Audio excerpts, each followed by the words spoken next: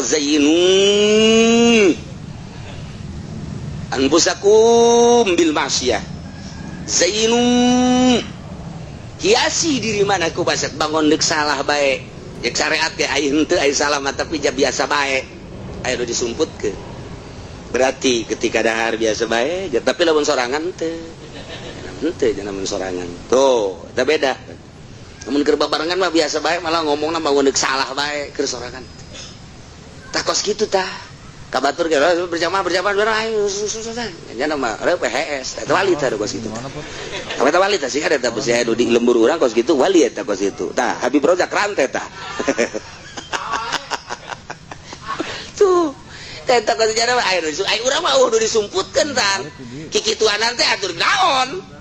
Nah, iya baku sebab aya nu disumput embung kanyahoan. Kok embung kanyahoan? Cukup Allah bae nu nyahona teu kudu dikanyahokeun ku makhluk. Indah jasa jeung Allah bae. Ketika sosorangannya nama geus embungi jeung makhluk. Ya nama hayang sorangan bae lamun jelema leuwih nikmat hirup sorangan di kamar ngajauhan makhluk geus rada lumayan. Jelema menghindar tina dunia nyana sorangan bae geus berarti geus rada luhur. Kamari ge aya kiai sorangan bae ke Riyadhah. Aya ka dieu pan ditanya, "Ieu maksudna Riyadhah bae?" "Oh, kiai, maksudna hayang loba tamu." Ya. Kudu dirantai mah anak buah Habib Rozak aja nu kumaha ge. Guguru hikmat teh jadi. Kos kieu.